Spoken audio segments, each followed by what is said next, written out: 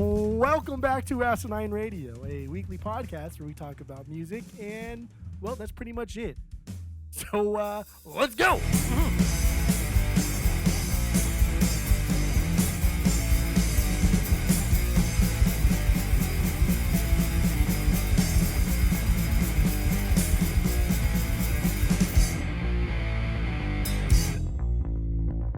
Hey! Oh, God damn! Hey!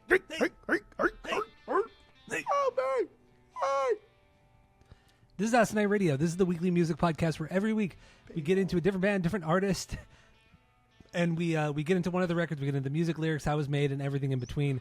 We're also going to start this episode with our top 10 favorite Sum 41 songs because we forgot to do it during the rankings episode. So we're going to start with that as well. But my name is Tyler. Way out there, hundreds of miles away, is Jeff. While you're listening, go to Spotify, Apple Podcasts, give us 5 stars. If you're watching on YouTube, you smash that subscribe button, dude. That's what the kids say. So let's just get through our top 10 favorite Sum 41 songs right now, and then we'll get into all killer, no filler, because that's the Sum 41 record we're doing this week. So what do you got, Jeff? Your number 10 through 1, Sum 41. Go. Okay, so like this was tough. It could have been a Sum 41 top 41 list. There's so many bangers. This is just this week. This is just me now. My number 10, Heart Attack from All Killer. We'll get into that later on. That chorus is unfucking real. Grab the Devil by the Horns and F him in the B from Half Hour Power. Medley song. Mr. Amsterdam, I don't think we're actually going through and talking about every song. I think we're just running through them. Okay. Yeah, run through them. Mr. Amsterdam from Infected. No Reason from Chuck. Dave's Possessed Hair from Half Hour. Still Waiting. Why am I? Just Infected. In Too Deep. Killer. Thanks for Nothing. Infected. Bitter End. Chuck. Best Song. Easy. Fat Lip. All Killer. Done. Okay. Number 10, Fake My Own Death from 13 Voices, right? Yeah, 13 Voices. Number 9, Welcome to Hell from Chuck. Number 8, Open Your Eyes from Chuck as well. 7, Pain for Pleasure from All Killer No Filler. Number 6, We're All to Blame from Chuck's. Number 5, Summer from All Killer No Filler. Number 4, Makes No Difference. I fucking love Summer. Number 4, Makes No Difference from Half Hour of Power. Number 3, Still Waiting from Infected. Number 2, The Bitter End from Chuck. And then number 1, Fat Lip, All Killer No Filler, which we'll get into. Yeah, there you go. Those are our top 10 favorite Sum 41 songs. And hope you guys enjoyed. So get into that. Now we're going to get into the album, All Killer No Filler. Let's start with our origin story with Sum 41, and then we'll get into our first impressions of the record, and then we'll start breaking it down from there. So what do you got, origin story? Go. The earliest thing I remember from Sum 41 was the Fat Lip video, and I cannot. I was beside myself that there was another pop punk band of the era that was not named Blink-182 that put out something so fucking good. But even then, I was still like, this is kind of fucking cool, because MTV would play the clip beforehand within the liquor store, and like, disaster, microphone master. And I'm like, what the fuck is this? Is this hip hop? This what is happening here? This is Beastie Boys? This is Beastie Boys? Is this something? What is this? And then I went into the and I immediately, I mean, not that time, but next time I came on, I recorded it. And that one went on both my recorded VHS tapes. It was on my hip hop one as well as my pop punk VHS tape that I had. But I think that's my earliest memory of the Sums, the Sum 41s. Was Green Day 75s. Was All Killer or Fat Lip. Fat Lip. Got it. Fat Lips. Yeah, that was also my origin story. That was the first thing I saw MTV. It was one of those songs I've never heard anything like it. It was just so weird. These guys were just fucking young. They weren't as young as us, obviously. We were like, what were we, 14, maybe 15 years old? 2001, so we were 14. 14. So these guys were just a little bit older than us, but they were doing, like in the video for Fat Lip, they were doing shit that we would do, you know, just fucking around with our friends, doing the rat shit with our friends. Perfect time. Yeah, exactly. And then the music on top of it encapsulated so much of the pop punk of the era, and then even hip hop. And I wasn't like a hip hop kid at all, really, at the time, outside of like a couple Eminem songs. But yeah, it blew me away, and I was obsessed. And once again, I mean, and along with you, I recorded this on a VHS tape, the whole thing, the rap at the beginning, the song Fat Lip, and then the Pain for Pleasure part at the end. Oh, the Pain for Pleasure part too. I forgot there was a whole thing. If you're lucky you got the whole thing. It was the 3 thing. Yeah, so I didn't always do all 3 though. No, they didn't. No, they did not. But they usually always did the rap at the beginning of the liquor store and the Fat Lip part. But yeah, you were lucky if you got the Pain for Pleasure. But I had all 3 on my tape. And friend of the pod, Sean, and I, man, we just watched this video just on fucking repeat, man. I can't even tell you how many times I watched this video. I could like watching it again several times this week. I just remember seeing all the faces in the background, all the people's faces in the background, and thinking, oh yeah, I have like a memory of that person, even though I'd never met them. You know what I mean? Yeah, for sure. Like I remember seeing all of these faces of these people I don't even know. I've written down my favorite parts or my favorite people in the video and what they are doing. I built those down. I remember pinpointing all like the really hot girls in the video too. Of course. Got to do that. Well, Got to get do there that. too. So, yeah, that's my origin story and first impressions of this one. I mean, what do you think on this one? I go up and down between like this is a perfect pop punk record and then like All Killer No Filler does. I do think this has some filler. What really did it was Prague week, Prague season. It wasn't tough, but it was kind of tough. It took a lot. And I'm not saying it wasn't fun because the whole point of this thing that we do this is to enjoy new bands and expand our horizons a little bit. Hopefully our listeners do the same. I know most of them do, except for one person doesn't expand their horizons very often. I don't want to mention names, but we'll skip over that. But also when we were at your house and we were listening to Half Hour, that was a good one, huh? Look, yeah. And then when we were spinning vinyl to your house, and then we put on All Killer, and then Heart Attack came on, and something like just sitting there, I was like, my God, dude, this song's like it's whatever. It's my 3B, by the way, but it's kind of like a whatever song. But I'll tell you, dude, that chorus is unreal. Yeah. It hits so hard, and I was just like, dude, these guys can write good fucking music. And then coming back home and then getting out of Prague season. Like I spun these records like 3 times, like 2 nights in a row. I went fucking front to back. I went Half Hour Power to Chuck, 2 nights in a row, just fucking because I couldn't get enough of it. It's just pure fun. No, it is. I mean, right now I have or this week I listened to 3 of these on vinyl. All Killer, Does It Look Infected, and then Chuck. Those are the 3 I have on vinyl right now. But then I listened to several of them multiple times on Spotify and stuff too. But yeah, my first impression of All Killer, this could go down as like a top 5, maybe top 3 greatest pop punk record of all time. There is the heaviness on this record, but this is through and through a pop punk record. I mean, down to the melodies, the guitar playing, almost everything on here is pop punk. Like it just bleeds fucking pop punk, but in the best fucking way. This is like how Enema of the State or Take Off Your Pants and Jacket from Blink-182, how those are just like perfect pop punk records. You can't fuck with them. You know, Dookie from Green Day. I mean, you can argue maybe that's maybe not a pop punk record, but you know, just perfect through and through. And this is also one of those records. I mean, you cannot deny that this is just. There's literally nothing there. I mean, there's even like the one kind of dud song. It's still really fucking catchy. It's more mid-tempo, but you know, whatever. It's Handle This. That's the song I'm referring to. That's my least favorite song on here, and it's the only like really mid-tempo song on here. That's the closest thing to a ballad, but even then, it's pretty good. It's pretty good.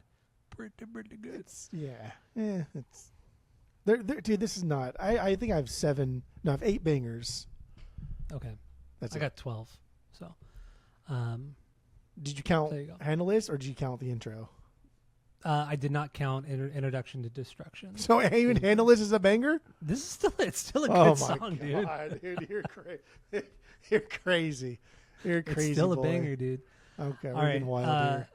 So let's get into this. Let's because we're not going to do this like Prague season. We're not going to go, song by song and break it down because there are fucking 13 songs on here, not 4. And these lyrics are So, superficial as fuck. Yeah. So, yeah, it's like because you and I read the Derek Whibley book. We both finished it a couple weeks ago, and the way that Derek Whibley talks about the songs and because he claims that he writes everything, like literally everything, but then we'll get into like how I kind of don't believe that, and it makes you think like, oh, these lyrics are gonna be like fucking deep. They're gonna be really good, and honestly, they are very superficial. But, in Derek's defense, he was like 18, 19 years old when he wrote these lyrics and all. And he's never claimed to be a lyricist. And he even says like he doesn't like this record that much. Like he doesn't understand why people like this record that much. But it's Derek Whibley. So That's just that's what people say when like they try hard to write something and it sucks. But then the stuff that it comes naturally because they're having fun is like a beyond banger. Yes, exactly. All right. So what's your favorite song on here? I think we have the same favorite song. Yeah, it's Fat Lip. Fat Lip is the best song on here. Fat Lip is their best song. I've said for many years, I think Fat Lip is the best pop punk song that has ever been written. You have said that for a long time. Yeah. I do. I think it's a. You can't. Fat Lip would not be the best pop punk song of all time if it wasn't for the pop part, right? Don't count on me. You have to have that. You know when. That's the do like the little fucking 3 count in by Cone. Dude, it's an amazing part. I like that part a lot, but that brings the pop into this otherwise punk metal heavy aggressive song. Whoa! And I do think it's the goat of pop punk songs. I think a close second would be like "What's My Age Again" is probably an easy number 2. Yeah, I would agree. And with Fat Lip, another thing with Fat Lip is that there's so many different things going on. I mean, you have this, I would say honestly, an iconic riff that dum dum dum bam bum bum bum bam. It's so the riff just by itself is catchy as hell and simple. It's just metal. So simple. It's metal. And then except slow down a lot, yeah. And then you get the verses with the rapping between the 3 guys, between Derek, Dave, and Steve-O, the guitarist, drummer, and singer. And then you're like, what the fuck is this? And then it drops into like almost very kind of thrashy almost. Yeah. And then it goes into the big chorus that I don't want to waste my time. It's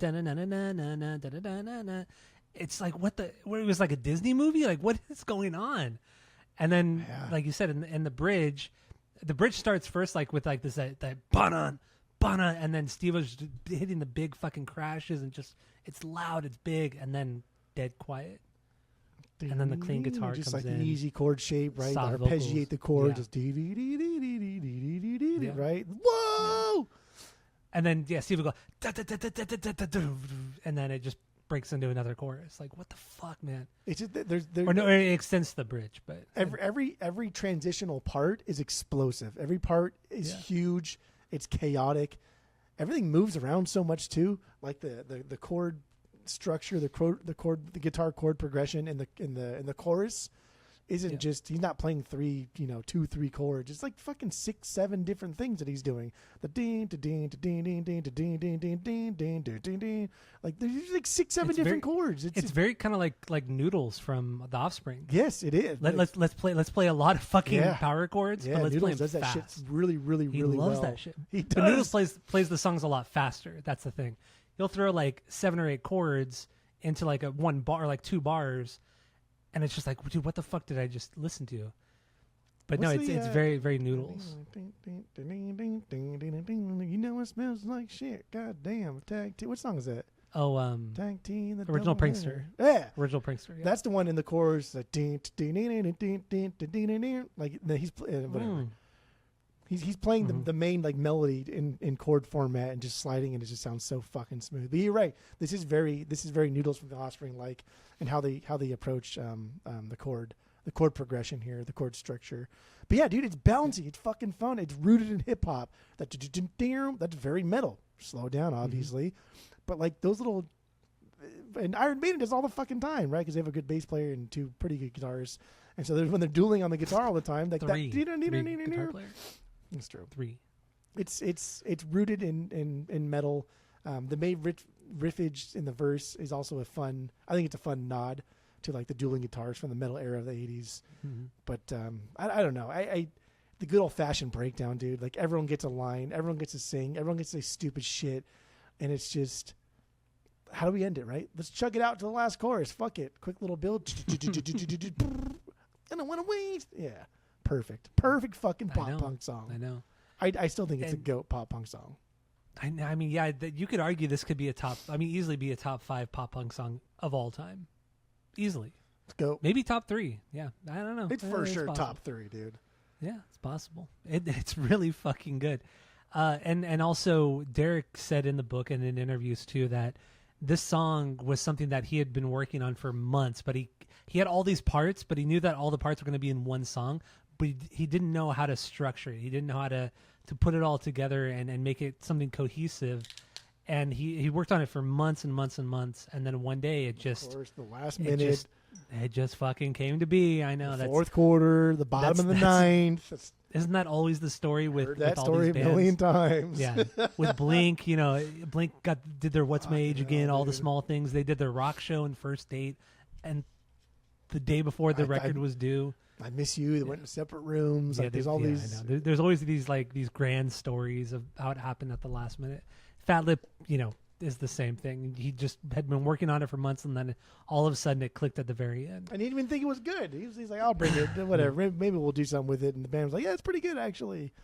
Like, okay, boys, all right. I don't mind the lore. Like that's it's fun to talk about. That's, it makes things more interesting. I don't mind the lore, but we're not gonna sit there and pretend like it's fucking real, right? That's silly. I know, right? That's silly boy talk. Also, this song. So we did mention earlier too that in the book, Derek Whibley's book, he talks about like he wrote everything and like all his songs, and he never really talks about like the recording of any of the records, at least from the perspective of the other members. It's all like, I did everything. Like I wrote everything. I was in the studio day and night. I did this, I did that. But he barely ever brings up anybody else. Yeah. Maybe Dave every once in a while, but barely brings up anybody else. But if you look at the credits to this song, to Fat Lip, 3 of the guys, Whibley, Steve-O, and then Dave, are all credited as songwriters. So, I mean, a lot of that probably has to do with the rap section of it, but still, also, Whibley acts like this is like straight up his song. He did everything, and it's like, come on, guys. I always think of it in like legal terms, like circumstantial evidence, right? People go to jail for circumstantial evidence so long as it's beyond a reasonable doubt, right? 2 people walk into a room, one person walks out, and the guy that was left in the room is now dead. Like, bro, obviously you killed that fucking guy. There's no one else in there. Yeah. Circumstantial evidence. I didn't see you do it. But when we see like Underclass Hero and we see Screaming Bloody Murder and we hear fucking solid choruses, dude. They're still good choruses, but they don't have any of the guitar parts like Fat Lip does. And so you mean to tell me that was you and you just somehow lost it for some reason at the same exact time that Dave left the band? My God. Which and we didn't talk about this on the rankings episode at all, but after Dave left, he was replaced by a guy named Tom Thacker. He was the guitar player for Gob, which is a very, very, very popular punk band, especially in Canada. It's massive in Canada. And he joined the band. He replaced Dave, and then when Dave came back, he stayed in the band still. So there was 2 lead guitar players. Yeah. And actually, Tom Thacker is a really good metal guitar player. Like, he's really fucking good. Honestly, he's probably better technically than Dave is. But once Dave left and they did Underclass Hero and Screaming Bloody Murder, the heaviness was gone, and I think Derek was just like, this is essentially my band. I'm writing everything. Like, Tom, I like you. You're great in this band, but you're not gonna have any songwriting capabilities within this band. Like, no riffing from you, no metal from you. Almost like this was like a jab toward Dave. Like, you kind of screwed me, screwed our friendship. You left me. And now I want no metal in my music, and he just kind of left it at that. But it's like Tom has the chops. Tom is a good guitar player. He could absolutely do. He could do what Dave does easily, but just it never happened until Dave came back. Until there was that other person pushing Derek. And I Tom think, never pushed him. I mean, obviously he didn't push him, but then Dave does when Dave comes back. But I think it's different because in Derek's book, he mentions how he's always, for some reason, looking for approval from Steve-O. Like for some reason, everybody always wants Steve-O's approval, and he doesn't quite mention it, but he talks about Dave a lot. And in the early days, remember, Dave didn't want to join this band. He thought they were fucking a joke. Dave wanted to play metal music. He wanted to play Iron Maiden covers. And these guys were a bunch of jokesters that played stupid fucking pop punk music, and Dave had no interest in doing it. And they basically had to beg him, and it only was until after they lost their guitarist that, like, please, bro, join our band, that he reluctantly joined.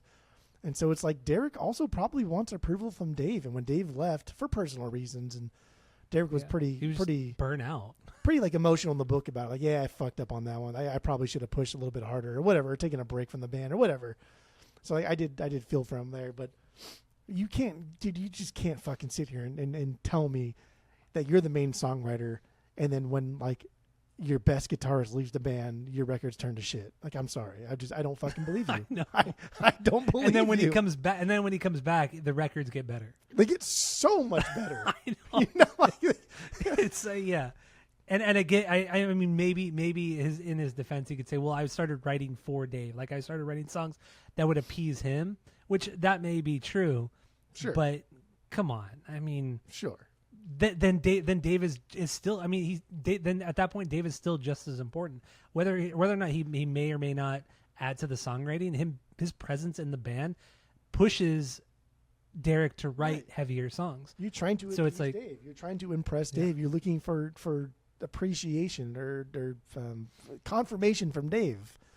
Yeah. And like, get fucked, bro. Like, Dave was good to begin with, and in Derek's book he talked about, like, oh, Dave needed a couple albums to get better. Like, what are you talking about, bro? Half Hour Power, he's already fucking good. No. By the time we hit Infected and then fucking shit, dude, Chuck, Dave is unreal in Chuck, but he was already good in Half Hour of Power. I mean, I get he's not Eddie Van Halen good, but I mean, by the time we hit Chuck, though, he's a solid like, metal guitar player. He's a solid really, metal guitar really, player. really good. Yeah, like in a top 100 best metal guitarists of all time. Like, Dave could be in a top 100 of best metal guitarists of all time. Yeah, by the time we hit Chuck. Yeah, if he like put out like a proper metal record, I know like after he quit Sum 41, he put together a band, like a metal band with Brown Sounds or Browns, or something like that. And it's whatever, it's fine. But I think if he got like a proper band together, I think they could have made some. He could have made some really cool metal songs. But he just like he has a firm understanding of like that new wave of British metal, and he clearly really loves 80s metal. He loves heavy metal and like the Pain for Pleasure stuff, right? Like that kind of alter ego band song. Like, Dave slays, dude. Dave slays. Just everything about it. Not just the solos, but like the chugging, like we talked about, the chord shapes, like everything he does. It's so goddamn good. So yes. I'm not going to sit here and pretend like Derek Whibley's the main songwriter of this band, even though he gets credit for it, which I do think this is Derek's band, essentially. Yeah, it that's really just is. That happens with every singer, front man in the band. It's your band. And honestly, I don't want to talk too much shit on him because I did really enjoy his book. There were a lot of really, really great stories about the band. He's so fucking nice. He's so nice. He's way too fucking nice. That's Canadian, right? That's Canadian. Yeah, no, it is very Canadian. Yeah, it's very Canadian. But the only actually one last negative thing I'm gonna have to say about Derek is that nothing ever seemed to be his fault. Everything was somebody else's fault. It was Avril who was distant and doing this and doing that when they toward the end of their relationship. It was Steve-O who was being such an asshole, and Steve-O doing this, and Cone following along with Steve-O and not having Derek's back, and Dave who was being distant but not Derek being distant. It was always Derek. I don't want to say he wasn't playing the victim, but it was always somebody else's fault for whatever, outside of like the drinking and all that. And like when he almost died, he obviously that was his fault, and he said it was his fault. But when it came to just about anything else, it's everybody else's fault. He was very good about you're right, not playing the victim, but I don't know. Sometimes I even like the drinking thing too. And he's like, really, I'm at an intervention here, and everybody around me probably had like 3 or 4 beers, and they're telling me I can't drink anymore, but they drink more than I do, and they're shittier about it. And then after the intervention was done, they all started drinking, and I didn't. And I was just like, damn, maybe like everybody really did take advantage. And like really, by Derek's account too, there's always 2 sides to a story. But by Derek's account, like everybody in his life really did kind of take advantage of him. And the sad, like I think the most sad thing that he said in the book was when he was like, oh, when I started up, I always thought like, oh, like watch out for big labels, like the record labels, they're going to take advantage of you, and the corporate lawyers are going to fuck you in the ass. He's like, in the end, it was my best friends. Yeah, I was like, oh, right? Yeah, I know that was really That hurt, really dude. sad too. But then you also hear it time and again where it's like somebody who's has a lot of money, who's famous, and their friends are just leeching off of them, and then the friend just cuts them off, and then those people just leave. They just fucking disappear. Gone. They ghost them. Yeah. And the toughest one was, I forgot the guy's name. It was like one of his really good friends from when he was like 7 years old and grew up with this kid. And he was Derek's assistant for like 15 years. And then when Derek stopped partying because he had to stop because he was almost died, Derek found out that he was like running his credit card up and buying cars and buying just watches and just expensive ass shit. And he cut him off completely. Just said like, "What the fuck are you doing?" And the guy got mad at Derek for saying that, and tried to like turn it on Derek. And then he just fucking ghosted Derek at that point. So fucking bad. left. Yeah. I mean, yeah, it's fucked. Dude, Derek just seemed like a kid. Obviously, we read the book, so now we're going to talk a lot about the book. So Yeah, we fuck got off, everybody else. It really did. It really did seem like Derek was a kid who grew up lower middle class / poor, and all he ever wanted to do was just be in like a punk rock band and play punk rock music with his friends. If he made money, great. If he didn't, great. He had a good time doing it. And according to his book, he did put in a lot of work. He did really, really try. These guys seem like they really tried too. Yeah. Right? They even talked about like how they were stealing from their employer, and they took all that money they were stealing, they were embezzling from their employer, and they took that money for Battle of the Bands, and like the way Battle of the Bands worked in Canada is you whoever sold the most tickets got the headlining slot, right? And so all they did was just they bought all the tickets themselves and then gave them out for free to random people and their friends, and then hired like a bus, like a charter bus, to pick up all the said people and then bring them to Battle of the Bands. And they were still given like the opening slot, even after like selling out. Like that's crazy. Yeah, they got fucked over. Yeah. And that was just like par for the course, because it really does seem like Sum 41 was overshadowed for so fucking long, until like Chuck. Really, they were just overshadowed for so fucking long. By so many different things, because even before All Killer and Half Hour came out, they were touring. Like they weren't like extensively touring prior to Half Hour, but they were still a band for like 3 years before that, playing a lot of Canadian gigs, playing with Treble Charger, opening up for Treble Charger, which we'll get into that band and Greg Norrie and all that. But you know, they had quite a bit of a following up in Canada. And even New York too, for a while, because they're from Toronto area.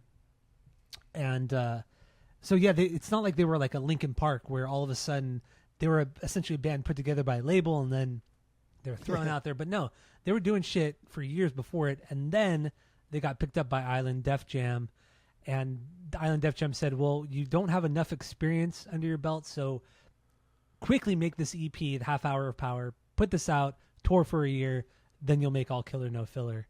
And that's what they did. And they just, at that point, they did that giant US tour for that year, and they fucking grinded the whole fucking time in a van across the US. They played like 300 shows a year. Yeah. It's insane. Like bands nowadays don't, I mean, I don't think they do that. You never really hear For like sure, bands nowadays grinding like 300 that. fucking shows a year. That's crazy. I think it's few and far between, especially bands that make it big nowadays. They're not playing 300 shows. No way. But I mean, the circuit itself isn't made for that anymore either. Like you can't do that. It's just not. It's not feasible. It's not cost effective. And these guys are like, and like at some point, right? Like in the early days, their car's breaking down, and they're like, "Fuck, man, do we just sleep in the fucking gutter, or do we call our parents?" And like that was like a decision they had to make over the course of like 2 days. And eventually, they did call their parents, and their parents wired them some money or something to give enough gas or to fix their car or some shit just to get home. But like they were all in. They were all in, which is great. I mean, those are the kind of stories. Yeah, you got to respect it. I love hearing that shit. All right, so let's we've gotten a little bit off topic here. Back to, well, it's on topic. It's You're right. Okay, yeah, it is. we're going to talk a lot about Derek's book here because that's like everyone's heard this record, but not everyone has read Derek's book. So the anecdotes that we take from Derek's book are probably more beneficial to the episode than talking about these songs that everyone's heard 1,000 times. And also these songs, it's like, oh, well, this one's really catchy. This one has a really cool riff. Yeah, the vocal melody is really fucking cool. There's not much depth here. Yeah, we could do that with. I mean, I have almost no notes written. I have almost no notes written for these songs because one, I know the songs really well. Yeah. And two, there's not much to write about because once again, the lyrics, they're superficial. I mean, for Fat Lip, I mean, I doubt you really have anything for this one, right? My notes are in the lyrics department are bare bones, and he's not.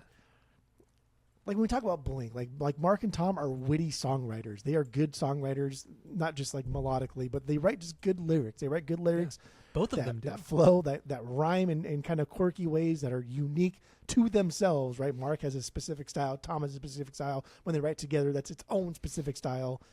It's just Derek here writing lyrics, and they're not bad, but they're very like teenage boy diary, kind of like, that's pretty elementary. But once again, this is their first record. They were like 19. Maybe his lyrics got better as time went on. They probably did, honestly. Because, if you look back at Blink, if you look at Buddha, Cheshire Cat, the lyrics aren't very... I mean, they're witty and dumb and fun and stupid, but they're not super... I mean, honestly, actually, I take it back. They are a lot deeper than what goes on this record. I do take that back, actually. Yeah. They're a lot better than the lyrics on this one. And like we're essentially comparing this to like Enema of the State, right? Like we're comparing this to Enema of the State. That's Toy Patch Toy Patch, super specific. Even Dude Ranch, but like this Toy Patch compared to this lyrically, like come on, it's not Toy Patch is like night and day, leaps and bounds. Yeah, not even close. Yeah. So Fat Lip. Let's wrap up this song. We're gonna talk about the video. We're gonna talk the video. That's what the video. So the video was actually I didn't know this until I read the book, but the video was filmed in Pomona, California. Pomona. You and I talk about Pomona a lot because we like to keep the pod a little bit hyper local. Sure. Pomona is where my favorite venue is. I think your favorite venue as well, the Glass House. That's my favorite venue. Favorite concert venue in Pomona. Shit town. Not a good city at all. It's just but like it one has of those towns the that best like venue. Got skipped over. You know what I mean? Yeah. Like even though it has like a very popular college. Even Cal Poly, people go to Cal Poly because they can't get into like a good college. Yeah. I'm sure Cal Poly's it's great. Still good college. It's still a good college, though. Calm down, Annie Painter. Like I'm sure Cal Poly's great. Calm down, Aaron O'Connell. Yeah, dude. Like I'm sure Cal Poly's great, but like really, like if you don't go to UCLA, you're gonna go to Cal Poly. So whatever. But like it's a college town that like we're not really with like no nightlife, no nightlife like at all. But yeah, I didn't know that either. That it was filmed in Pomona, and I didn't know that it was just. And for whatever reason, Derek was like, "Oh yeah, we have a huge following in Pomona." Like I don't know why, but we do. And so we decided to film our video in Pomona, and we just were playing at the Glass House. Well, they said they were going to do a video first, and if you come to the video shoot, then you'll get into the Glass House show afterwards for free. Mm-hmm. Like we're doing a show afterwards that you can go to, and so they just said, I hope people show up, and people showed up, and he said that it was just, and you can look it up too, because a lot of like these like the Good Charlotte video, a lot of the videos where it's just like a lot of people. There's a lot of cameos and stuff. There's none here. It's just random people showing up, and there was no rules. And I wrote down a lot of my favorite parts. There were no rules here, and so everything you saw that happened in the video, like happened in real time. Like they didn't plan it out. So like some of my favorite parts, the haircut, like the haircut part where that chick is a haircut. And like, why the fuck are you? They just shaved her head. So completely ugly. Shaved her head. So like, who brought razor? Right? Like someone's like, I'm gonna bring a fucking razor. Like, why would you even do that? That's so bizarre. What it probably was, like they were all like they were all probably drinking, getting fucked up at the shoot, and then like, I'll pay so and so $100 that they shave their head. If a chick shaves her head, like go get a fucking razor or whatever. Go get a clippers. Clippers. Go get clippers at the store, and somebody goes fucking runs to the store and grabs some clippers. That's probably what it was. That liquor store probably sold some fucking clippers or something. Yeah, because there's that whole little liquor store part. Yeah. Where. Not where they're rapping, but where they're where they're dancing, hanging in out, front of the dancing in liquor the store. little circle. There's three locations: the skate park, there's the liquor store, and then there's just the house, right? The neighborhood that they're in, goofing off in. And I think they're all in the same. They're all in Pomona, probably very, very close to each other. Very, very DIY, but also, so yeah, like the haircut, the goose. When I think yes, Tone the gets goose. Yeah. why is there a goose there? Who brought a goose? I don't Why know. is Brought and a he's like goose. he's like wrangling it like this and it's flapping. What? Why? like fucking Steve Carell with the grenade and Anchorman. Like, why does he have a grenade? Like, why do you have a goose? What is going on there? I know. Also, the dancing, like that's All the so choreographed fucking dancing. early 2000s, dude. The dancing is so. And I remember, just to keep it even more hyper local and personal and specific, but I remember me, Ronald, and Joe, bored at times at my mom's house in Buena Park. We would do this. We had, like on our street, the San Rafael street, we would walk into traffic and make cars stop on the one-way street and then do some type of dance and then just leave and then walk out. It would take like 10 seconds and we'd have some kind of choreographed dance because of this video. We're like, oh, we should do that. Yeah. Because you're 14, yet you're fucking bored. No Bored. proper internet. Nothing. No. Like no cell phones. And Been nothing. outside You're fucking bored. dicking around all day skating, but like we're not that good, so like it gets kind of boring after a while. And like, yeah, let's do something else now. Let's choreograph a dance. And no one ever honked. No one ever said, "Get the fuck out of this shit." Everyone kind of like laughed and clapped and drove by like, "That was good." You know, like it was so stupid. God damn, the early 2000s were good times. Pre 9/11. God bless. And also like this is after 9/11. the mocking. I think this came out before 9/11 actually. Was it? Yeah. Okay. The mocking the police, like the kid. Dude, that was so funny. The gutter punk kid. Yeah. Yeah. And he's just like getting right in his face too. Like I always just love that part. Like, damn, that's so punk. You know, the 13-year-old me. Oh, it's so fucking punk, dude. Hell yeah. The one girl peeing next to the dumpster. Yeah, the dumpster. Yeah. And then the other girl's She's like this? No. Yeah, another girl's like, no. And I looked. I was like, dude, I wonder like if that girl peeing is ever like, yeah, that's me. You know, it's like the Haktua girl or some shit. Like, yeah, that was the girl peeing by the dumpster. But I couldn't find anything about that girl peeing. But so cool. And then like the last thing that I always loved was the robot skating, but specifically when he fell and hit his fucking face on the half pipe. Oh yeah. That's like my favorite part. I was like, oh, dude, that's so real because he hits his fucking like bam right in the half pipe. God damn! And then there's the boy, like he's probably 10 years old, and then he has the two older chicks, and he has his arms around him. Yeah, he's all like, yeah, for sure. It's like, come on, man, that shit's. I mean, it's so stupid. It's so weird. But you you it's know, so like of its they're time. like, Yeah. oh, dude, you should like get your arms around those girls. Like, okay, we'll do that because this These is the hot early blonde 2000s, girls, and they're all these hot fucking 15 these hot years punker old. blonde girls. Yeah, so So dumb. good, dude. And also, so like I mentioned earlier with the Fat Lip video, I mean, friend of the pod, Sean, and I, we used to watch this video, I can't even, hundreds of times, like not even joking, hundreds of times. And there was this one girl I remember too, the band was playing. She was in only like maybe like 4 or 5 shots, but she's like right behind the band and she's laying on the half pipe. She has these sunglasses on and she's kind of like looking over, like Oh, tapping her she's toe, taking like, the whole half pipe though. No one can skate next to her. And she's like, it's like, she's so fucking hot. She's like so fucking hot. And I thought, damn, dude, that is the girl to be with. Because she doesn't give a fuck. She's cute as hell. She's wearing sunglasses. Like she's blocking everybody's path. She's blocking everybody's path. Just chilling, watching the band from behind. And I thought that was like the coolest thing ever. That, and then also in the video, when they're in front of the liquor store at night, and there's the old Indian guy dancing with them, like they taught him to dance, and he was the dancing white ass with them, hair and like the fucking vest on, and he's like having a blast. Dude. he's Dude's just having smiles a blast. fucking ear to ear. He probably owns that liquor store that they're dancing in. And he's probably so scared too. I mean, yeah, it's Pomona. I Pomona in know, the early 2000s is like, Pomona's not, even now, like in 2026, It's not Pomona's great. not a great area at all.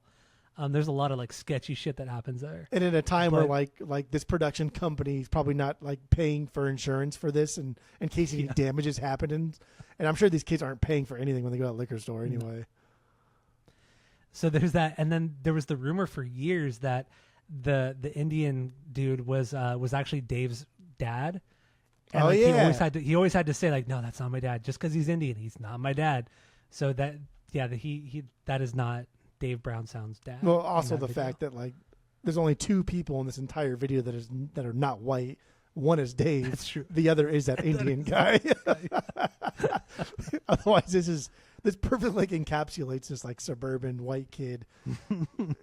I don't know, era of the early 2000s, the skate punk aesthetic, right? Baggy clothes. And, I don't know. It's a good fucking video. Yeah, dude. the video it's just so fucking fun. It's so nostalgic. This was one of my favorite videos too, like of this era. Even more than a lot of the Blink videos that came out. This was like a good one. Yeah, I would agree with you on that.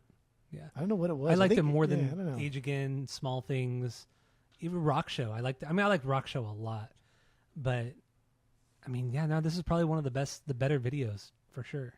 I would have to like really think about maybe like Intergalactic, that'd be up there for like best videos of this era.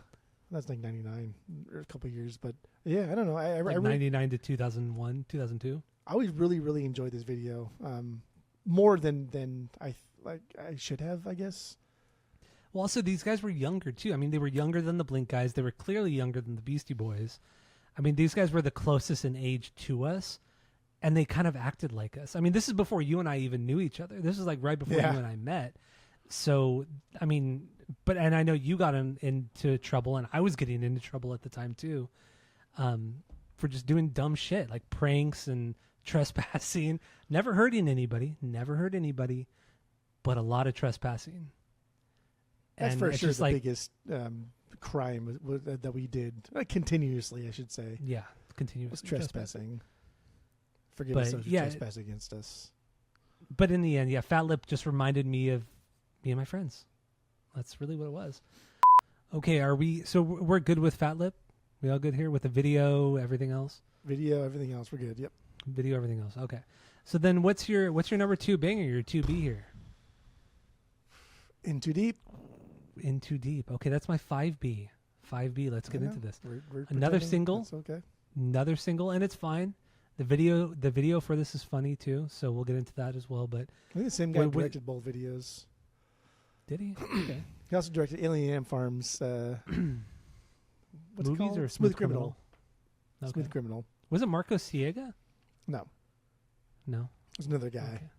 Another fucking guy. Another fucking guy. Another fucking guy. No, Into Deep's cool. It's I like it a lot. I know it's kind of like almost ballady in a sense, but it's still heavy and fun, right? The fucking dude, this I hate this Your earplug. earbud. Your I don't earbud. like You it. hate it. See, I didn't wrap it around the ear, so it constantly falls out. These are the worst.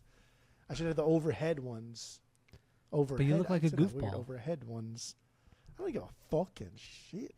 Anyway, little background vocals things they do, right? One more time. Like those things, I think those are super fun. The big distorted guitars in the second verse, the jan jan, and then, dude, it's a cool guitar solo. Like It I is. love these little pop punk solos. They're quick, they're fun, Pock they're just punk. pop punk.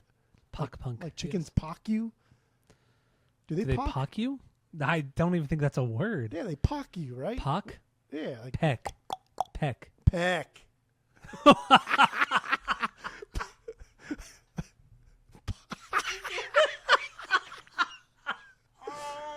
Oh, they pock you. Pock marks. They pock you. Then what is a pock? Holy. What is a the pock? fucking what is Cedric over here? Pock marks full of skin or some shit?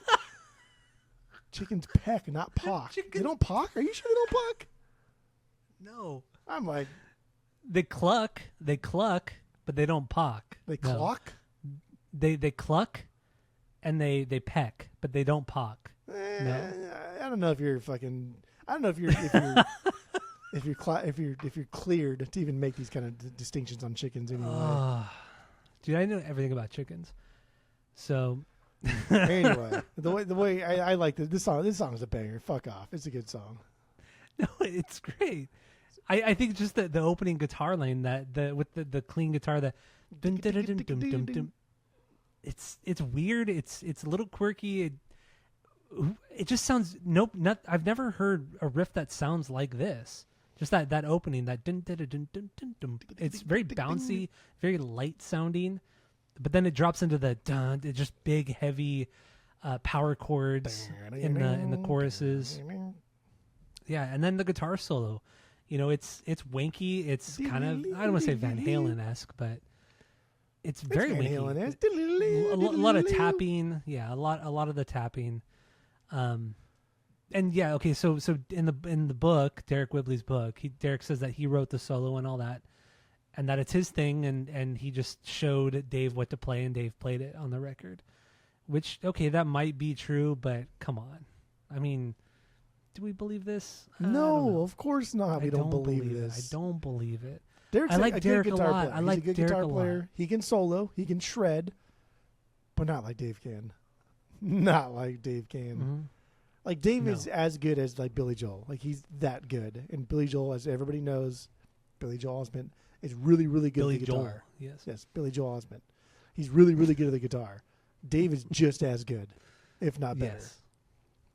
I agree. Except Billy Joe Armstrong writes incredible songs. Dave doesn't write incredible songs. That we know Good of. parts. Oh, that we know. Okay, true. Yeah. Take it back. I haven't read Dave's book. That's true. Should read it next. But Does he have a book? no. Oh. Didn't think so. I think Derek's the only one who has a book out of the members of this band. But yeah, In Too Deep, it's just this it's kind of almost like a mid-tempo pop punk track. It's catchy as hell. It's bouncy. And the video's fun too. It's the four of them, just little punker kids, and they're going up against the jocks, and they're going off the high dive, and they're doing dumb shit jumping off the high dive, and it's just really fucking stupid. It's so dumb and so of its time. Yeah. Like who thought of the treatment for this video? It's just ridiculous. It's so stupid. And the label fucking put like $1 million into making this video. For sure. They went to some high school, some random high school, and they're like, "Oh, we're gonna rent out your pool for 2 days, and we're gonna fucking film a video." And they had to hire like professional divers too to do this, right? Yeah. The extras, the whole crew, the catering, $1 million later. It's like, come on. It's silly, but the video's fun. It's nostalgic, of course. And then when in the video, when Dave does the guitar solo, it does the old classic like camera trick where he plays the solo backwards, but he's going into the water instead. Yes, you know what I mean. It swells. It swells, and so it looks weird and funky, but it was cute. That whole little thing when he's playing. It's a killer fucking video. It's amazing. It's funny. It's like you said, it's of its time, but it's not necessarily of its time. It's just of a time where like music videos were fun, and they weren't like too deep or too thought provoking. Because this is just pop punk we're talking about here. There's nothing deep about it, but it's just fucking fun, man. Like what happened to music videos just died so fast because the budget dropped significantly.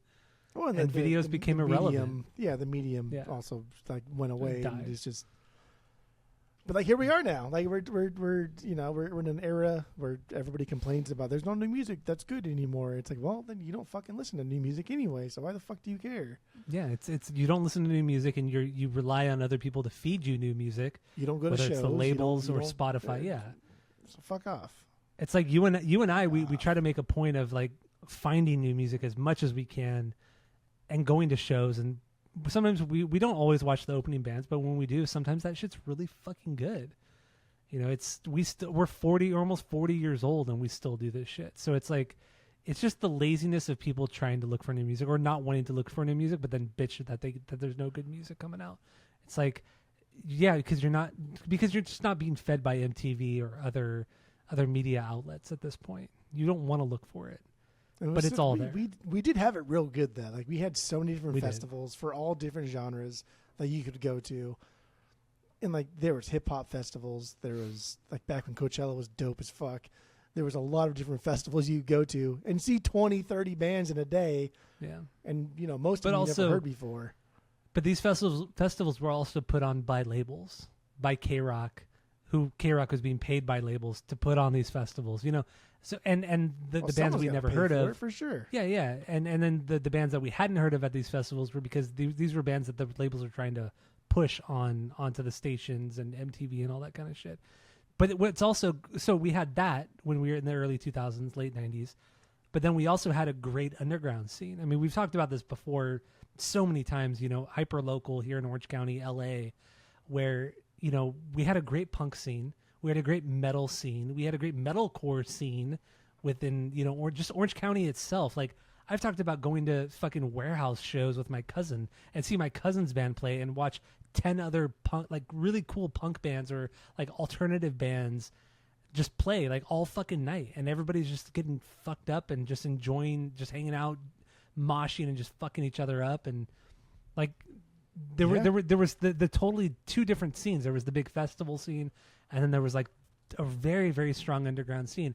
And what I really like seeing, like I've been seeing a lot of videos over the last couple of years where the underground scene is just, I feel like there's this massive resurgence of the underground scene and people just fucking going nuts at this shit. Like that band, the Mainliners that I told you to listen to a couple days ago, like that's another band. These guys are early 20s from LA, but they're putting out really, really, really good punk music, and their shows are insane. So there's a lot of good shit coming out, man. There's a lot of good shit coming out, but there's nobody pushing it. There's no label properly pushing it. There's no MTV anymore. YouTube only pushes what fucking YouTube the algorithm. I mean, I can't even get into that. It's just way more complex. I wouldn't say there's a lot of good new music coming out, because I do think there's more. It's easier to make mediocre music, and it's easier to make mediocre music and make more money than it is to make good music. Not good music. What the fuck does that even mean? But it's easier to be by yourself and make TikTok worthy music that's more profitable than it is to hit the road on a circuit and try and become a band. Yeah, true. But I think that in itself is the problem. Like, Sum 41 wanted to just play a fucking headlining show, and whatever Derek says, who cares, right? But like, he talks about how much money they didn't make for the first 4 fucking records, including Half Hour Power. Like, their best 4, like an incredible run of 4 records over 4 years. They made like no money. And that wasn't the point. That wasn't the initial goal for Sum 41, was to go out and be Blink-182, to be this massive Green Day following band that's going to make $1 billion. They just wanted, like you said, just do hood rat shit with their friends. Yeah, no. He said that multiple times in the book too. Like, I just wanted to make music. I wanted to play music with my best friends, and I wanted to party. That's all I wanted. I wanted that to be my job, and I just wanted to survive at it. And that's literally what they did for like almost 5 years. That's what they did. And so that mindset alone is gone. Like people now, I think, don't want to just be in a band and slum it because, like, hey, America's expensive. Like, shit's fucking expensive over here. And like, you think you're gonna go like city to city, and with gas prices what they are now, it's not even not only is it expensive, but it's big. It's the huge. US is big. So it's like, if you want to do, you could just tour California and be done with it. But like, California's the fucking worst place to tour in because everything's so goddamn expensive. Yeah. So I think the mindset is just different. Where in the 90s, it was easy to slum it, and people were a little bit more open and accepting to couch surfing, or we didn't look down on gutter punks sleeping in the street or whatever, right? Like the pizza heist, like that was funny in the 90s. Like now that's robbery, and you're going to prison for that. You know what I mean? Like it's a different mindset. Bands now want to make it big. They want to be the next Turnstile, no matter how good they think they are. They don't want to tour. They don't want to grind because there's no money involved. And this is art, bro. There's not supposed to be money involved. If you want money, like, go to the private sector. And that's how it should probably be. You want to make money, go to the private sector. If you want to make a difference, go to the public sector. But even that. Rant over. Okay, so let's move on from In Too Deep. 2B. Oh, we didn't even get into my 2B, huh? Or not to be. Yeah, we didn't get into that. So that's the question. Let's get into Summer. Where does this one sit for That's you? your 2B? That's my 2B. I love Summer. I love Summer. I mean, you hate this song or what? This is on Half Hour Power, by the way. I know. It's really not a B? No. Oh my God, dude. This song is so incredibly catchy. Very Offspring, very Noodles kind of like chord progression. Come on. And the verse is really cool too, because it has like, it lets the power chords kind of like ring out, like bum ba bum ba bum, like it's just so good. And then it drops into the chorus. And the chorus is so fucking catchy, dude. It's so goddamn good. Okay. Whoa, whoa. Come on. The woes, in 2001, the woes in 2001 are very different from the woes in 2018 until now. You know what I mean? I love the woes. Like, I think the woes are woes back then were great. a staple in pop absolutely punk. great. You have to have woes. Yeah. I mean, they're so this song's overused good. now, but yeah. I think it's a Summer good is just song. incredible. I think what's fun about this song is it actually does sound like Summer. When you hear this song, I don't know. It does give you that reminds feel, huh? It reminds me of Summer more than any other song on this record. This reminds me of Summer. It's a perfect summer song. Just camcorder in hand. You're at the beach, dicking around, like, oh, I dare you to fucking pants that dude and run away, right? Like it reminds me of Summer. Yeah. But I don't know. It's a little too basic. So I will say this. There is a shit ton of nostalgia with this song because friend of the pod, ex-girlfriend of the pod, Jessica, you know Jessica, obviously. I'm still friends with Jessica. Her and I started dating like 6 months before this record came out. And when this record came out, she was so obsessed with it. And Summer was her favorite song on the record. It's a very girl song to like. It is. And so, we're freshmen in high school and we're in love. You know what I mean? It's just like, and Jessica and I dated for like 3.5 years. We dated for a long time. There's like all of high school. Like most of high school, yeah. Senior year was the only time I was single, and that was a wild year. But yeah, most of high school I dated Jessica, and at the beginning of our relationship, Summer, this was her favorite record. This is her favorite band. This is her favorite song on the record. So there's just so much goddamn nostalgia with this one. She absolutely loved Sum 41.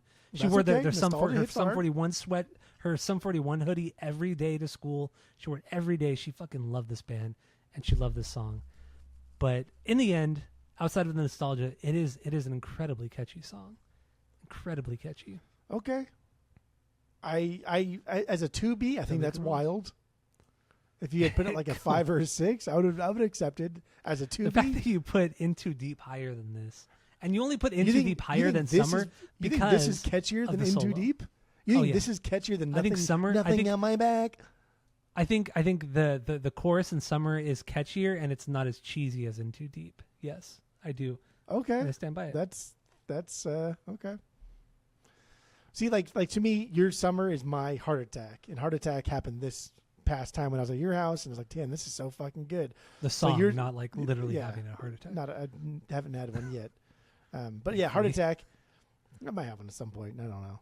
I can't tell hopefully for sure. Neither of us do, but yes. It'd be nice not to, but I'm not going to pretend that never going to count it out. Nothing on my back. Heart Attack, yeah, that's my 3B. This is where it's at, dude. Like deep cut banger. The verse is whatever, dude. The verse is very set up to sound very like Into Deep sounding or Good Charlotte. It's whatever. It's softer. It's kind of slower. It's kind of filler. But I'll tell you, man, that chorus is one of my favorite parts on this entire record. I think it's my favorite part on this record outside of Fat Lip. Yeah, but Take Fat Lip out, my favorite part of this record. I get it. I mean, the chorus is seriously the best part of the song, but the lead up to it, the lead up is cool, it's fun, but it's not the greatest lead up into the chorus. Like, yeah, you have the clean guitar. Dude, it's perfect lead up, and then you get into the palm muted, downstarts that and then it drops into the big chorus, and it's a great pop punk chorus. Dude, but everything else just doesn't. I need to. It doesn't quite hit. Humble you for a second. What this lead up sounds like? It sounds like we're gonna go into like a Simple Plan. Like I'm just a kid. Dude, I don't like Simple Plan. I like Simple Plan. And then, but that's what this verse sounds like. It's very just cheesy, like the clean guitar, those notes, the doodle doodle doodle doodle. Then when we get into the chorus, the and the is very Green Day, very chuggy, very heavy, very aggressive, very demure. And that's why this is better than you think it is, because it's leading you somewhere, and then drops you somewhere else. Yes, it does. It does. But I understand what you're saying. And yes. he's just yelling. And He doesn't seem like that any time other on this record, anywhere else on this record except for this song. So you were just sitting here in the office with me in this little room that I'm in right now. You were just sitting here, and this song came on a couple weeks ago, and this is all going through your mind, but you didn't say anything. I did say something. Did you? Yeah, no, Tammy was in the room. Didn't. Yeah, Tammy was in the room at this point. She was laying on the floor, and the dogs were going we're doing crazy. the purple thing. Yeah, the purple. And then this song came on. I even said something. I was like, dude, this is really good. And I said, I was really drunk. I was like, the verse is not very good, but my God, this is one of the best choruses on this album. That's why like I pushed to do Sum 41 after, and then also the book or whatever. But it all just kind of like formulated and came to a head. Yeah, okay. It was good. But I did say something while we were listening to this. I was like, this is really fucking good. I think after this, we listened to Limp Bizkit, and then, or before this, we listened to Limp Bizkit. No, we listened to Limp Bizkit after this. Yeah. Yeah, we listened to Chocolate Starfish. Yeah. Yeah, this got me like excited. This got me like pumped up. Like even now, just talking about it, that chorus is just so goddamn. It's a great good, chorus, dude. It's a great chorus. I just listened to it right now because I don't know, man. I might think this is my favorite chorus on the record. It's so good. I like it so fucking much. Okay, that's fine. That's fine. I mean, it's a really great song, but the chorus is incredible, but otherwise, it's cool. It's very like Longview chorus, right? Like Longview chorus, the Billy Joel Armstrong. That's what he's doing here. Yeah, it is very much like, obviously faster, but yeah, it's very, very much that. Okay, so Heart Attack. So we haven't talked about the lyrics much since Fat Lip, but this one is just about being really depressed post-breakup. I mean, all these songs are about being with a girl who doesn't treat him right or breaking up. Very of its time, very pop punk, very emo of its time. Very basic. And yeah, it's very basic. I don't think it's that great lyrically. No, we can. Dude, the lyrics. I don't give a shit about these lyrics. I wrote lyrics for like the first 3 songs until Fat Lip, and I was like, okay, these are basic. And then I read them like, okay, motivation's about that. In Too Deep is about being in too deep. Okay, I get what's going on here. They're pretty surface level, yeah. I get what's going on here. So I really don't give a shit. Okay, so your 3B, your 3-banger was Heart Attack. My 3B is Pain for Pleasure. The closer, the joke song. Yes, it's a joke song. But goddamn, dude, this song is such a fun metal, almost 2 minutes long. I think it's almost 2 minutes. Steve-O wrote this song. Supposedly, he wrote it in 10 minutes while he was shitting on the toilet. And yeah, this is just like kind of an homage to Iron Maiden, Judas Priest, Metallica. This is what it is. And they made a whole story about the band. Made a band. So the band is called Pain for Pleasure. The song is called Pain for Pleasure. And so they did the song as a joke. They recorded a video as a joke, as the closer to the Fat Lip video, which we mentioned at the beginning of the episode. And yeah, they're all dressed differently. Steve-O is the singer this time. Derek is in the back playing drums. Derek plays drums, dude. And he's actually not a bad drummer. He's not really a bad drummer. Because I watched some live videos, and then the doc, which I'll talk about, he plays the drums live on that too, and he's really not bad. There's one thing he does. I'm gonna interrupt you right now because I don't care. There's one thing he does on the drums too that I like a lot. Is when they do like the there's one part where he does a quick little like drum roll. But I think that's Steve-O though. Oh, you're right. I think Steve-O plays the drums on the record, but then live. Yeah. I don't think Derek does that live. Yeah, it's too quick. You're right. Ba-bum. Yeah. You know, I'm talking about the quick little. I know exactly what you're talking about. Yeah. That's always been like my favorite part. Like, oh, that's so good. It's fucking really good. No, you're right. That's more in line with what Steve-O and the real drummer is doing. Absolutely, but yeah, no, the riff, the main riff on this one, it's so early '80s, late '70s, but it's catchy as hell. And whenever you get the ba-na, you always want to do the arm thing. You want to go ba-bum, ba-bum, bum bum. Like you got to move around. Like you're pumped, and then the lead guitar line is just it's so kind of elementary. It's kind of so elementary, but so goddamn good. What he's playing like essentially by himself is like the dueling guitar parts of like Iron Maiden, Yeah. Judas Priest. Yeah, exactly. The diddle-diddle-diddle-diddle, right? That Yes. those hammers and shit that they're doing. It's goofy, but dude, like the two other like vocal parts, the painful pleasure, like that lower register thing that. I don't know how to describe how you're doing that with your mouth, but like when you hear it, you understand exactly how you're supposed to do it. For pleasure.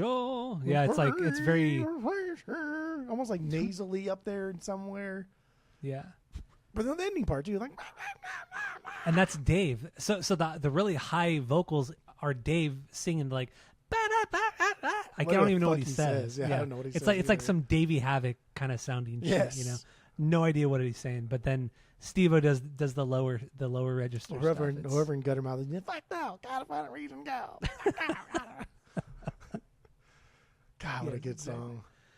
No, it is great, and so I have so when I bought the CD for Does This Look Infected, it came with a DVD because a lot of CDs at the time came with DVDs, and it came with Cross the T's and Gouge Your Eyes. So if you're watching the video, you'll see right here this DVD I have, and like I said, it came with the CD, and what it is, and I watched it today because I haven't watched it in probably 20. I literally have not watched this in 20 years, but I did watch it today.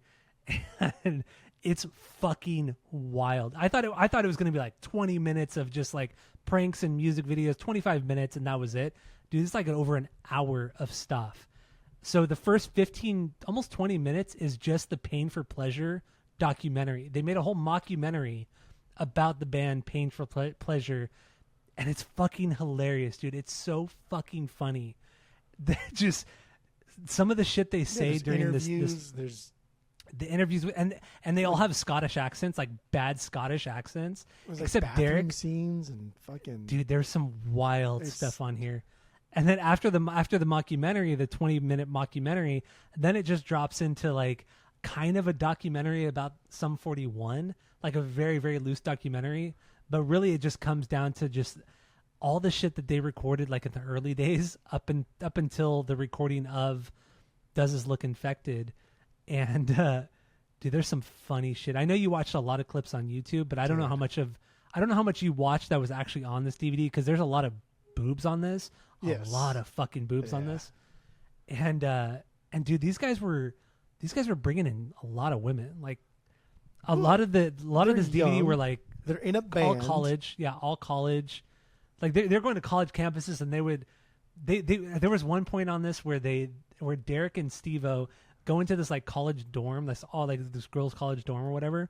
And they're talking with these girls or whatever. And some like random dude comes up and he's like, "You guys got to go. You guys need to go right now. Right now. You guys need to go."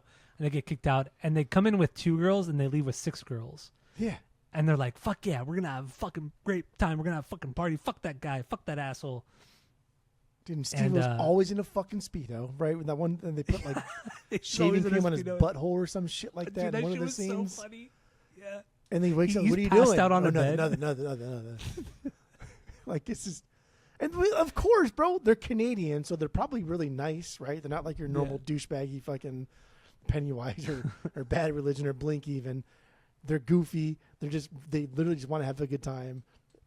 If they don't have money for alcohol, they're probably just going to steal it and then still give you some. So I can see why. I can see like everybody wanted to be with them. Everybody wanted to be them. Everybody wanted to be around them. And my God, it's just so much nudity from everybody. Yeah. I don't even know if YouTube allows like nudity like that. They don't allow nudity like that? Maybe, no, they don't normally, but I guess it flies under the radar because like who cares who's going to watch this, right? Who's going to watch this? I know. There's so much man butt. There's so much man butt. There's a lot of man butt. Like when they're pretending to fuck each other like in the hotels. So much man butt. Shit's so stupid. It's funny, but it's so fucking dumb and so of its time.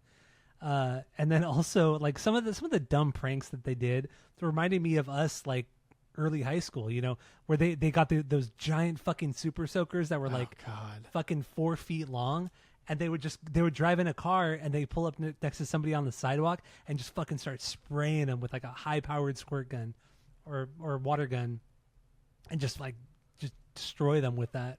And it just reminded me of like the nickel story, the coin story. Oh God! With I'm not going to say who it was. Well, you tell the story. It was Kyle. It was friend of the pod, Kyle. Okay. So also that Super Soaker was a CPS 2000. Came out in like the late 90s. Oh, you looked it up? Yeah. Because I like it was the mainline Super Soaker that you always wanted was like the SPS 60 or some shit. The green tube, and you pumped it right. But it was like the SP 50. That was like the one that everybody got, like the smaller squirt gun. Yeah, it was like the SP 50. Yeah, it was the standard. It was the SP 50, and then you got as you got bigger, the bigger ones, the bigger tanks, I should say, and you got the double tanks, the triple tanks. Then there was backpack tanks. Their backpacks that, like, had a fucking hose that connected to the Super Soaker. Yeah, she had like full on wars with this shit, and it was just so much fun. Good times. Super Soakers were so much fun. Friend of the pod, Kyle, and one of the most embarrassing things. I feel really bad for this lady still, but it was still really funny. We're driving up a hill in his Tacoma, and he's going like 40. And the speed limit is 25 probably. Whatever the speed limit, he's going 15, 20 miles above it. And some lady's jogging, going the opposite way of us, and he's like, watch this. Rolls down my window, because I'm the passenger, he's the driver, reaching into the fucking cigarette holder, cup holder, grabs a handful of change, and chucks it at this lady. And it's so bad. I'm not going to pretend I didn't laugh, right? That's silly boy talk. But watching this lady like shield her eyes and like cower and fucking block her face and like, oh, it was just, man, that was top 5 like most funny moments I've ever had in my life. But like watching this reminding me of that when they're super soaking. They're driving by and then some guy just trying to like cross the street to go home after a hard day's work or some shit. And they roll down the windows and super soak him in the fucking face. And of course, like you don't just super soak a guy. Like you don't go for body shots, right? Everyone's shooting him in the face. Straight for the face. And these are good super soakers. These are ones that if you pump, because it's all about pumping, right? Yeah, it wasn't just like you click a button and it comes out at a certain PSI. It's like, no, the more you pump, the more it hurt. And then it gets to the point where you pump it so much and you can't even pump it all the way down, so it's like halfway up, and you're like, okay, now this is at the maximum pump. But then you put it on the ground. You put it between your legs, and then you use your body weight and gravity to pump it even more. Yeah, I want to pump it so much it's going to break. That's what I want, and that's what was happening on that. It was. They would just douse these people with water. But in the end, the point was, it reminded me of a lot of the dumb shit that we did as a kid. Not even just you and I together, but just us with other friends. Yeah. How we would prank other people and each other, and man, we did a lot of stupid shit. And we can't get into a lot of it, but I told my mom. For the first, she never heard the story about when we lit Matt on fire. Oh my god, over in Woodgate. She's like, "You lit what?" I was like, "Yeah, we lit one of our friends on fire." That was one of the most insane things that we ever did. And there was a good turnout for that. Like there was a solid. There was like maybe like 40 people that showed up. Yeah, that was crazy. And I think we dumped gasoline on him. It was gasoline. It was gasoline because he put on. I remember Matt put on like 10 or 15 T-shirts. And we put gas on him, and we were right next to the pool. So like it's like when we light him, he just jumps into the pool immediately, and we're good. He was only on fire for like 5 seconds tops. Yeah, if that. But he was on fire. He was. Yeah, I mean, he lit up like that. And I remember he was burned. Like his hair was singed, and his skin was burned like a gnarly sunburn, not like a second or third degree burn, but like a solid sunburn on the back of his neck because we lit his back. And he just dropped into that pool immediately. But, man, that was so stupid. And so many people showed up for that, to light Matt on fire. God, we were idiots. There was that was high school, dude. That was high school, dude. There was a major, like, Union Pacific, Burlington Northern train route that went through our city. So we had a lot of fun dropping things onto the train, throwing things onto the train. Mm-hmm. Never any explosives on that. We made a lot of explosives, but never any explosives on trains. Never, yeah, we never hurt anybody. We're not terrorists. We never hurt anybody. Okay. No, we're not. So yeah, let's get out of this. So what else we got here? I'm just. I mean, we could just call it or whatever because there's not a whole lot to talk about here. We hit all the talking points. No, we didn't talk about it. So Jerry Finn, he produced this record. Jerry Finn produced this record, and obviously everybody loves Jerry Finn. He did Blink 182's Enema of the State, Take Off Your Pants and Jacket. He did the self-titled record. He did Green Day. He's done so many fucking great bands, and everybody who worked with Jerry had nothing but nice things to say about him. He did this record, All Killer No Filler. He unfortunately died in 2009, I think it was, from a brain aneurysm. He was he was literally our age. I think he was like late 30s, maybe 40. It's fucking scary. Literally our age, and he died. It's fucked up. But he was incredible at what he did, and I don't think this is his strongest output as a producer. But then when you read Derek's, and I know you agree with me on this, but when you read Derek's book, this is 2001. He had already done Blink's Enema of the State. He had already done Toy Pash from Blink. Dude. He had already worked on Dookie. So much money from Toy Pash already. So much money, and he's already got the street cred. He's got so much street cred. He's ready to get fucked up. And that's what they literally fucking did. Jerry, Derek, and the band, all they did was go to strip clubs, get fucked up, do a bunch of drugs. They were just they partied the whole time, to the point where Island Def Jam had to come in and say, you know what, Jerry, you need to calm down. Like, they told the producer. They told the producer, like, you need to chill out, and you need to get the band to chill out on because the you got to first finish record. Yeah, because Jerry was. But then it's also like Derek was like, he wasn't that, like, Jerry wasn't that bad. Like, we were way worse than Jerry, but he just loved to party too, and he would, and like, he's in older the end, like, too. Yeah, he was older than the guys. Yeah, he was like maybe 5 years older than the guys. Yeah, or maybe 10 years older than the guys. But when they're like 19, 20, and he's like almost 30, right? That's a big difference versus 40 to 48 or whatever. But also when we were 28, 29 years old, we still fucking went crazy partying. Both of us did. That's true. So, yeah. But in the end, yeah, so Jerry Finn produced it. And once again, I don't think this is his strongest record that he's done, but it's still fucking great, and it's still catchy as hell. The tones that he got out of all the instruments was incredible. I mean, Jerry Finn was honestly, he's unmatched. I mean, he's unmatched for this era, especially, and I think he's wildly underrated as a producer, as a mixer too. I think he's adequately rated. Okay, because if we're taking like the big three here, let's take Half Hour Power out of it. Even though if we put it in, it looks worse for Jerry Finn. But let's take it out. They're big three, 1, 2, 3. This sounds the worst. This sounds just like, this is the most generic sounding compared to Infected and Chuck. And then also like Never Wake Up. The song Never Wake Up, that's my 5B.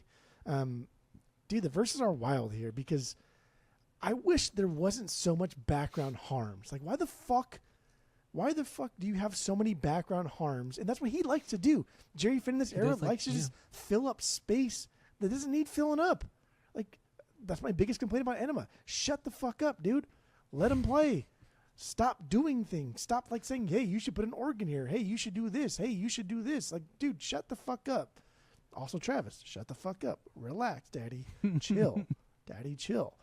But yeah, I don't think this is a bad record produced by Jerry Finn. I don't think it's a good record produced by Jerry Finn. It's just something that he was there and maybe produced.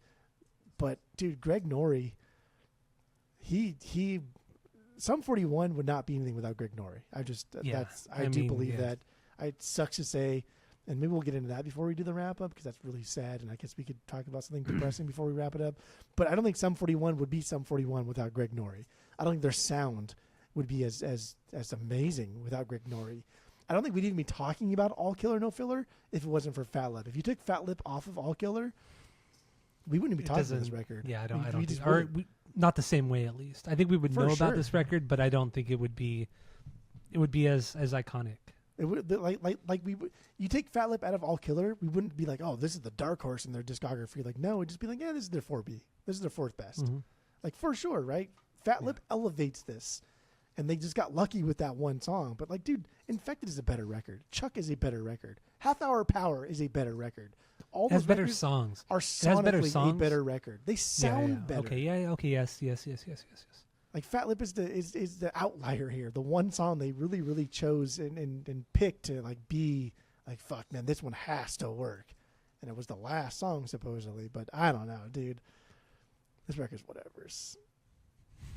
I mean, so No, in let's do Jerry in Jerry Finn's defense too, I mean, it's like, so he engineered Dookie from Green Day. He did a bunch of shit throughout the late '90s. Obviously, he did Enema of the State from Blink and Toy Patch, like I said, and that was all before he did this record. So he hasn't even done Blink's Untitled record yet, which I think is his magnum opus. Like that is literally the greatest thing Jerry Finn has ever done is that Blink self-titled record. Of course. So I think he's just right. I mean, once again, he was partying a lot. He was doing a lot of shit. I think this is just like he was writing the high of Enema and Toy Patch and coming off of just like, this is how we've been making the records. This is what kind of guitar sound we need. This is the kind of drum tone we need. This is what I think should be in the chorus. This is how you should try to do this part, do that part, whatever. So I think it was very formulaic in the pop punk realm of Blink-182. And I think that's what he is. I think he just approached this record as a Blink-182 record. That's just what it comes down to. A Blink record. And like, I think that Jerry Finn too also put all of his eggs in like the Blink basket, because he produced a lot of records in like the late '90s, early 2000s era stuff that like even almost like Josh Freese, right? Like, hey, Josh Freese, remember you played that one record? Like, I don't fucking remember that shit. Jerry, like MXPX, right? Like he produced MXPX shit. Like, do you think he remembers everything? Probably not. It was just a paycheck. Like he was doing 4 or 5 albums a year sometimes.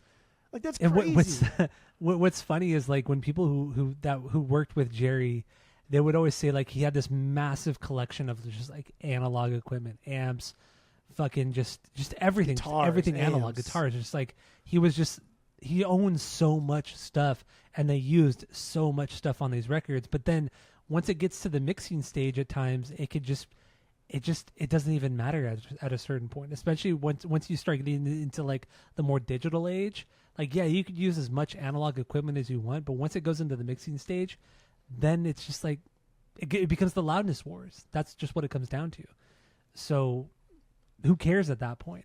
But then once you hit Blink's Blink, the self-titled record, then it's just like, then at that point, I feel like Jerry's expertise and what he had equipment-wise, that flourished on that particular record. I think this is just a victim of circumstance. I think All Killer No Filler is just a victim of circumstance.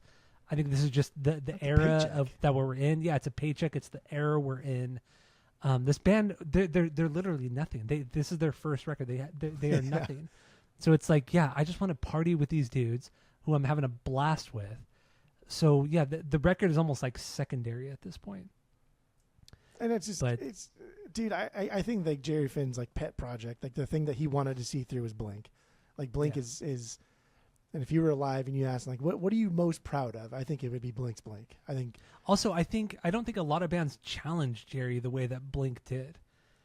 Because when you when you get Enema of the State, let's go like full pop punk with Enema of the State, and Jerry just fucking goes for it.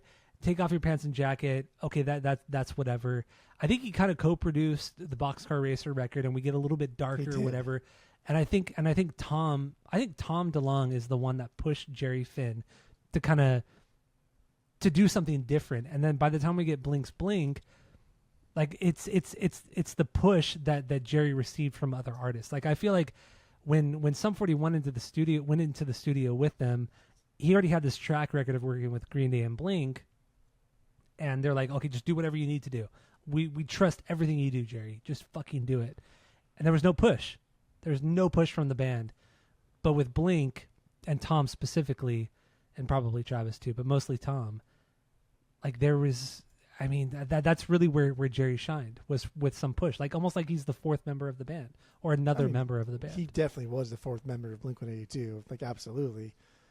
But he got better, right? Like he produced AFI, right? He produced helped produce Sing the Sorrow. Wiretap Scars from Sparta. He helped with that. Yeah. He did some Alkaline Trio. He worked with fucking Bad Religion for many years. Yeah. He's already been doing darker, kind of like heavier, deeper stuff before Blink's Blink. But then you look at after Blink's Blink, like the only thing I don't know that he really did that was kind of like, damn, that was deep, dude, was Plus 44. I mean, I know you may not agree because you probably haven't really heard this record or remember hearing this record, but he did a Tiger Army record. He did their fourth record. And Tiger Army is a very kind of dark band. Like they have very dark themes musically, lyrically, and all that shit that Jerry's not used to. Even like from like, there's a lot of dark stuff on Blink's record and AFI's, but Tiger Army and the way Nick 13 writes music, it's way darker, way more depressing, melancholic, and all that kind of shit. And he did their fourth record, but he made it more palatable to pop audiences. But like, I mean, still after Plus 44. It was right before. No, it was right after. I think he did Plus 44, and then he did that Tiger Army record. I think like they're like right next to each other, because the Plus 44 came out in late 06. Tiger Army came out in early 07. That so Tiger Army record. Let's give it the Tiger Army, maybe the outlier, like the one thing. But like essentially after Blink's Blink, Jerry Finn was like, okay, I've achieved what I wanted to achieve as a producer. I'm good, right? Yeah. Because like, what did he do after that? That like is like pushing the envelope of music, that is challenging our ears. But even like Plus 44, it's not challenging anything. It's just dark as fuck. And even Tiger Army though, like, you know, Psychobilly. Who listens to Psychobilly? Nobody does. But with that, but hear me out. With that Tiger Army record, Forever Fades Away was the big single off of that, and Tiger Army had never played a late night show. They had never been on MTV. They had never been on K-Rock. Nothing. But that track, that single, that record was the one that kind of catapulted them. And they did all of that. They played on Letterman. They played on Leno. They were on MTV. They were on K-Rock. Tiger Army were in a lot of different places because of that record that Jerry Finn did in 07. So I mean, or because like post 2005 era MTV struggling for ratings anyway, and they're already on the downhill. Yeah. So like, hey, this is fucking do Tiger Army. Didn't Nick 13 do his album after that Tiger Army record before the next Tiger Army the country record? Yeah.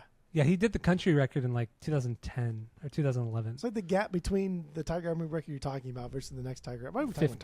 Who gives a fuck about Tiger Army? I fucking love Tiger Army. I love that fucking band so much. And we're going to do them on the pod again. We'll do it again. But anyway. When did we do Tiger Army? We did Power of Moonlight. We did the second record. Like, it might be a lost episode now. It might be a lost episode. It lost on me. I don't even fucking remember it. Oh, fuck you. That's crazy. I love Tiger Army so much. All right. So yeah, Jerry Finn produced this record. We've got so many tangents today. So many tangents. Jerry Finn produced this one, and once again, I mean, Greg Norrie, like bringing Greg Norrie into this. Yes, there have been allegations from Derek Whibley against Greg Norrie and grooming and a lot of sexual stuff, and it's not right. It's fucked up. So much sexual stuff. It's so fucked, dude. It's so fucked. I don't mean to laugh at like his plight, but the way he just casually says like, oh yeah, we just jacked each other off a couple times. I was like, bro, he was pretty casual about it. You're right. He was pretty casual about it. So like, if he can be casual, I can laugh. Yeah. And of course, because you read it, I listened to the audiobook, which was narrated by Derek Whibley. He's Canadian, Britland. And it's just the way he says it was Canadian Britland. I don't care. Whenever anybody says jacked each other off, that's funny. Those are funny words. Yeah. Those are funny words. I don't give a fuck. I will always laugh at that. Don't care. But anyway, yeah, Greg Norrie did the records outside of, or he did Half Hour of Power. He did Infected, and he did Chuck. And I'm not saying he's a better producer than Jerry Finn. Like, he's a different approach. He just understands what Sum 41, how they started, because he met them before they were Sum 41. Essentially, when Derek was like 15. Yeah, and then he understands like where they wanted to be as a band and where they were as musicians and who Derek was as a songwriter throughout the years. And so like and he really like Greg Norrie really wanted to produce All Killer, but there's way too much money involved. And they're like, no, not gonna happen, bro. But I do think Infected and Chuck sound so much fucking better than All Killer. That's not enough to Jerry. Agree. It's just you can't win them all, dude. I think out of all of the original run, the OG run of the band, I think Infected sounds the best. Damn, I honestly feel Infected sounds the best. It's not my favorite by any means, but yeah, I think it sounds the best. But like, dude, Chuck, the heavy parts of Chuck, dude, heavy parts of Chuck sounds so good. Yeah, I don't know. No, you're right. I don't know. All right, so let's wrap it up. I mean, let's get out of here. Let's call it. Let's do it. Let's call it. So final thoughts on this record. Then we'll rate the record based off of our 3-point rating system, where 3 is a perfect album, 2 is a good album you're going to continue to listen to, 1 is a bad album, give it a shot, and 0 is a drain pour. I mean, not a drain pour. 0 is the worst thing you've ever heard. This is not the beer rating system. Jesus Christ. So yeah, 0 is the worst thing you've ever heard. What do you got? Go. 2.25. Really? It's low. All killer? But they're all killer? I know it's called all killer, no filler, but there is filler. There are songs on here that I think there is one song on here that I think is not good. Handle This. I think that's just not a good song. There are deep cuts, but All She's Got, Handle This, Summer's kind of whatever. I wouldn't even talk about Summer too. I read it talk about Summer. I know, but we didn't talk about like the fact that I don't remember if Derek said in his book, but the original plan for Summer was every record they would do, they're going to do a different rendition of Summer in the vein of whatever. Like, so Chuck would have a metal rendition of Summer, which I thought like was a fucking brilliant idea, and that's so goddamn cool. And I think that'd be so fucking amazing if it was a secret song or the last song of the record throughout their entire career. And then B, I thought like, oh, that's cute. You guys think that you'll be together forever. Right? That's a very like, that's cute. That's a good ambitious thing, but they abandoned that essentially here. But yeah, there are songs here, dude. Rhythms, right? Whatever. Who cares? Yeah, great. I think Rhythms is a great song. That's like a top 5B for me. You don't think so? Okay, no, it's not. It's solid filler. It should be called all killer, solid filler, because there's nothing wrong with good filler. Nothing wrong with that. It's good. You're wrong, but okay. 2.25. It's not. I think that the only reason why we even hold this in such high esteem is because technically it's their first record, and Fat Lip. That's why we're talking about this. If Half Hour Power was actually their first record and it's official on the books, and Fat Lip was not on this record, we wouldn't be doing this. No, of course not. Okay. All right. 2.25. 2.25 for you. So final thoughts on here. I think this is an absolutely fantastic pop punk record. I think every song has its own kind of character to it. I think that it has a every song is extremely catchy. Because once again, like I said at the beginning of the episode, like we're gonna go through every song and say, well, this riff is really fucking good. This fucking vocal melody is super fucking catchy. It's great pop punk. That's literally every song on here, whether it's cookie cutter or not. I don't care. The song is fun to listen to front to back. It's a half hour long. And another song actually we didn't talk about, Nothing on My Back. Dude, this song is so fucking underrated. That's my 4B. It's my 4B as well. It's so fucking underrated. I just want to say that. Very Green Day underrated sounding, like the instrumental break. That's very Green Day sounding, but goddamn. And it builds so nice in that shouty outro chorus thing. Mm-hmm. And then when it gets quiet, it's like nothing on my back, and it's just the bass, like Cone's bass line. Yeah. Nothing on my back. Cone's got cool parts. Not a good bass player by any stretch of the imagination, but he's got cool parts. I like when you allow, like, oh, that's cute. That's normal bass players. Yeah, that's cute. Let him come in for a butt. Come and play, Jimmy. Come and play. For a butt. Cone, Skip, come and play for a minute. So it's always cute when you let the bass players do their thing for a second.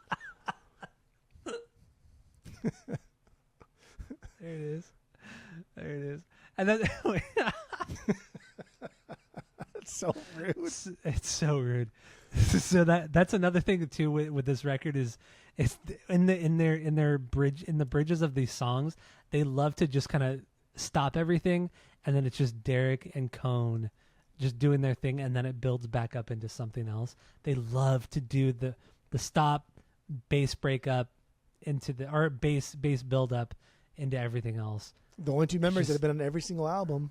That's true. Yeah, Cone and Derek are the only ones. You're right. But there's only one original member that's been on every single album, and that's Derek. That's Derek, dude. Yeah, Cone was not the OG bass player. He was not. I forgot the original bass player, but anyway, it doesn't matter. He never played on a record. It's a bass player. I know. Who gives a fuck about bass players? They're idiots. Just kidding. So with that being said, I will give All Killer No Filler. I will give this a 2.75 out of 3. I think this record is so much goddamn fun front to back. I love this record. But yes, there are some parts that it's just a little too formulaic. Still good, but formulaic, so it's not quite perfect. So there you go. 2.75 out of 3 for me. Good. Not bad. Not All bad. Killer No Filler. Not a bad day. God is good. Not at all. God is always good. God is always good. So thank you all for listening. Go to Spotify, Apple Podcasts. Give us 5 stars. If you're watching on YouTube, you smash that subscribe button, dude. That's what the kids say. So that's all we have for this episode. And that's it. That's all. Self-titled season coming up.